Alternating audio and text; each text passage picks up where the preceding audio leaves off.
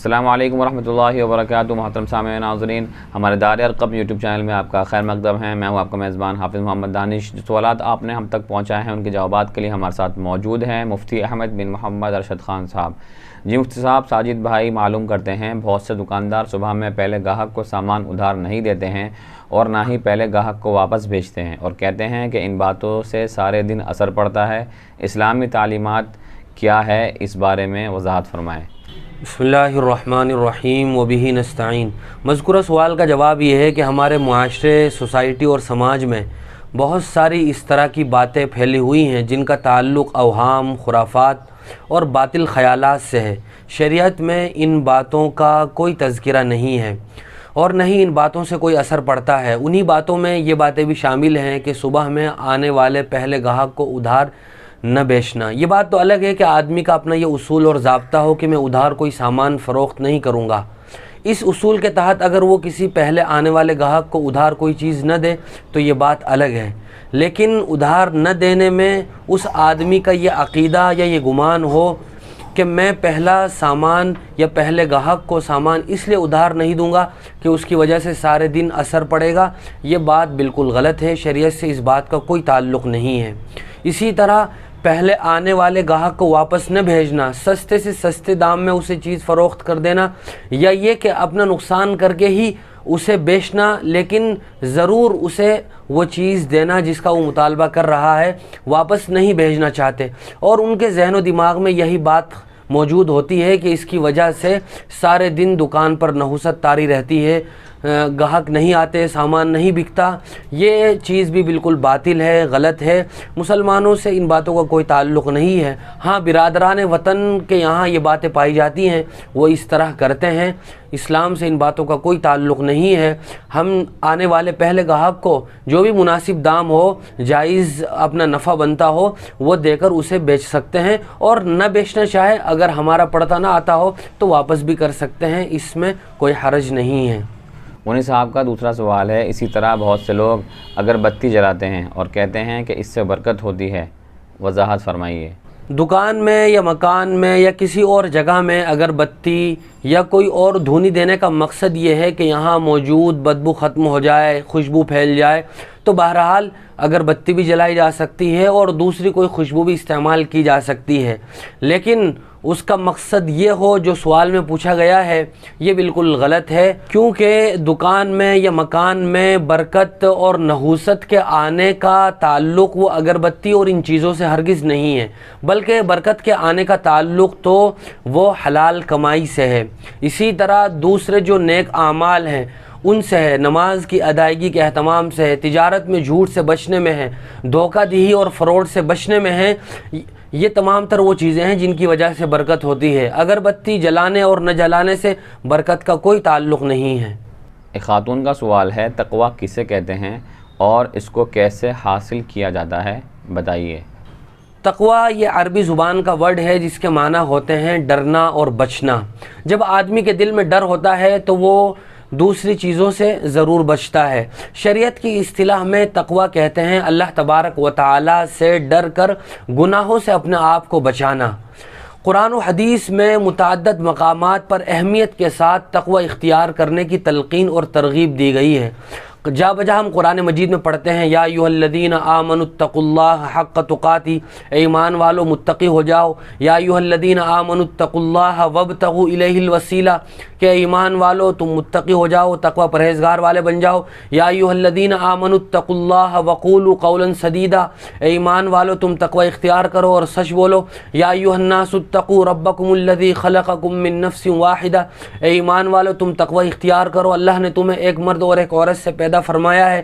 قرآن کریم میں متعدد مقامات پر تقوی اختیار کرنے کی تلقین کی گئی ہے، اور قرآن مجید ہی میں اللہ تبارک و تعالی نے تقوی کے کیا کیا فائدے ہیں دنیا اور آخرت میں اس کو بھی بیان فرمایا ہے۔ اللہ فرماتے ہیں وَمَن يَتَّقِ اللَّهَ يَجْعَل لَّهُ مَخْرَجًا وَيَرْزُقْهُ مِنْ حَيْثُ لَا يَحْتَسِبُ، کہ جو آدمی تقوی اختیار کرتا ہے تو اللہ تبارک و تعالی اس کو ایسی جگہ سے رزق اور معاش عطا فرماتے ہیں کہ اس راستے سے رزق کا ملنا، اس کے وہم و گمان اور خیالات میں بھی نہیں ہوتا. اسے ایسا لگتا ہے کہ یہاں سے پیسے ملنے کا، یہاں سے میرے کاروبار کے ہونے کا تو کوئی سوال ہی پیدا نہیں ہوتا تھا، اس طرح کی تو کوئی شکل بھی میرے ذہن میں نہیں تھی. لیکن اللہ تبارک و تعالیٰ ایسی جگہ سے انتظام فرما دیتے ہیں. اور اللہ تبارک و تعالیٰ فرماتے ہیں وَمَن يَتَّقِ وَيَصْبِرْ فَإِنَّ اللَّهَ لَا يُضِيعُ أَجْرَ الْمُحْسِنِينَ، کہ جو آدمی تقوی اختیار کرتا ہے، صبر کرتا ہے اور ثابت قدمی اختیار کرتا ہے تو ہم ایسے نیک لوگوں کے اجر کو ضائع نہیں کرتے ہیں. اور اللہ فرماتے ہیں تِلْكَ الْجَنَّةُ الَّتِي نُورِثُ مِنْ عِبَادِنَا مَنْ كَانَ تَقِيًّا، کہ ہم جنت میں اس آدمی کو وہاں کا حقدار بنائیں گے، اس کو جنت کی زمین الاٹ کریں گے کہ جو آدمی متقی ہوگا. یہ قرآن کریم میں متعدد مقامات پر تقوی اختیار کرنے کے فوائد اور فضائل بیان فرمائے گئے ہیں.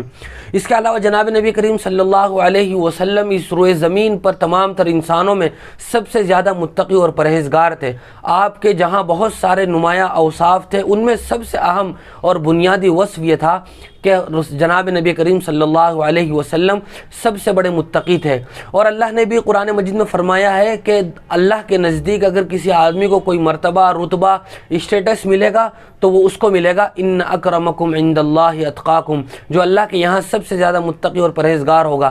حسب نسب کی بنیاد پر، مال و منال کی بنیاد پر یا دنیاوی شہرت اور عزت کی بنیاد پر اللہ کے یہاں بزرگی نہیں ملے گی، بلکہ وہ تقوی کی بنیاد پر ملے گی.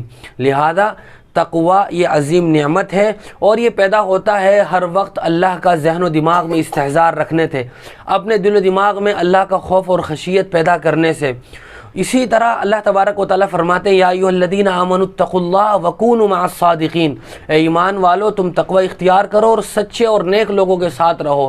لہذا جب ہم متقی لوگوں کی صحبت میں بیٹھتے ہیں تو ان کی صحبت کے اثر سے آدمی خود بھی متقی ہو جاتا ہے. چونکہ ایک چیز کا اثر دوسرے پر پڑتا ہے تو نیک لوگوں، صوفیاء اور بزرگان دین کے ساتھ رہنے سے یہ تقوی بھی حاصل ہوتا ہے. ان کے نقش قدم پر چلنے سے، ان کی باتوں پر عمل کرنے سے آدمی متقی ہو جاتا ہے. عبدالحلیم بھائی شاملی سے معلوم کرتے ہیں میں نے ایک موبائل خریدا، حالانکہ اس میں ایک خرابی تھی جو بیچنے والے نے بتائی نہیں، تو کیا میں بھی اس کو آگے بغیر بتائے بیچ سکتا ہوں یا نہیں؟ حضور اکرم صلی اللہ علیہ وسلم کی ایک حدیث ہے جس میں آپ نے فرمایا من غش فلیس منا، کہ جو آدمی دھوکہ دے وہ ہم میں سے نہیں ہے. اسی طرح آپ نے ایک دوسری روایت میں ارشاد فرمایا کہ اگر تمہارے کسی پروڈکٹ میں، سامان میں کوئی خرابی اور کمی ہو تو آنے والے گاہک کو اس خرابی اور اس کمی پر اطلاع کرنا ضروری ہے. اگر کوئی آدمی دھوکے سے، کمی ہونے کے باوجود آنے والے گاہک کو سامان بیچ دیتا ہے تو اللہ اور فرشتوں کی لعنت اس آدمی پر ہوتی ہے اور ایسا آدمی غضب الہی کا شکار ہوتا ہے. اللہ کے غصہ اور پھٹکار کا ایسا آدمی موجب اور سبب بنتا ہے. لہذا اگر کسی آدمی نے دھوکہ دڑی سے ہمیں کوئی چیز کمی اور خرابی ہونے کے باوجود بیچ دی اور ہمیں بعد میں پتہ چلا، تو اب ہمارے لیے بھی اس بات کی اجازت نہیں ہے کہ ہم اگلے آدمی کو بغیر بتائے وہ بیچ دیں. ہاں ایسا تو ممکن ہے کہ کوئی آدمی ہماری دکان پر آئے یا یہ کہ ہمارے پاس آئے اور ہم اس سامان کو بیچنا چاہیں تو ہم اسے کہہ دیں کہ بھائی یہ سامان ہے، اس کو تم اچھی طرح دیکھ لو، پرکھ لو، اگر کوئی کمی ہو تو ابھی بتا دو، میں اتنے میں بیچ رہا ہوں، تم اچھی طرح جس طرح دیکھنا چاہو دیکھ لو. پھر اس کے اندر وہ کمی ہو اور اس کے باوجود بھی وہ لے لے تو وہ اس کا اپنا اختیار ہے. لیکن بہتر اور افضل یہی ہے کہ آدمی اس کمی کو پہلے سے بتا دے تاکہ آنے والے آدمی کو دھوکہ نہ ہو اور وہ بعد میں پچھتاوے کا شکار نہ ہو، کہیں وہ پھر بیچنے والے کو بد دعائیں دے. ان چیزوں سے بچنے کے لیے اور اپنے مال کو بالکل پاکیزہ رکھنے کے لیے، دھوکہ دڑی، جھوٹ اور فریب کے گناہ سے بچنے کے لیے ضروری ہے کہ آدمی کمی اور خرابی سے آنے والے گاہک کو مطلع کر دے اور باخبر کر دے. پھر اس کا اختیار ہے، چاہے وہ خریدے نہ خریدے، وہ اس کی اپنی مرضی ہے. ایک صاحب کا سوال ہے، ایک مرتبہ امام صاحب نے نماز میں پہلی رکعت میں 2 مرتبہ سورہ فاتحہ پڑھ دی اور پھر سورہ ملائی، تو کیا سجدہ سہو واجب ہوگا یا نہیں؟ نماز میں سورہ فاتحہ پڑھنا یہ نماز کے واجبات میں سے ہے اور سورہ فاتحہ پڑھنا ایک ہی بار واجب ہے. اگر کسی آدمی نے نماز میں 2 بار پہلی یا دوسری رکعت میں سورہ فاتحہ پڑھ لی اور سورہ فاتحہ پڑھنے کی وجہ سے چونکہ سورت کی پڑھنے میں پھر تاخیر ہو جاتی ہے تو اس تاخیر کی وجہ سے نماز میں سجدہ سہو واجب ہوگا، سجدہ سہو سے نماز درست ہو جائے گی. لیکن تیسری اور چوتھی رکعت میں اگر کوئی آدمی 2 بار بھی سورہ فاتحہ پڑھ لے تب بھی نماز میں کوئی اثر نہیں ہوگا، سجدہ سہو بھی واجب نہیں ہوگا. ضمیر بھائی بٹلہ ہاؤس سے معلوم کرتے ہیں نبیہہ نام رکھنا کیسا ہے اور اس کے کیا معنی ہیں؟ نبیہا کے معنی ہوتے ہیں ذہین لڑکی، ٹیلنٹڈ لڑکی، لہذا اگر کوئی آدمی نام رکھنا چاہے تو رکھ سکتا ہے نبیہا۔ بہت شکریہ مصطفیٰ آپ کا اسی طرح کی شرعی مسائل کی جانکاری کے لیے۔ آپ ہمارے دار ارقم یوٹیوب چینل کو سبسکرائب کریں، لائک کریں اور صدقہ جاریہ کی نیت سے اس کو شیئر بھی کریں، اور اسی طرح اپنے سوالات آپ ہم تک پہنچاتے رہیں۔ جزاک اللہ۔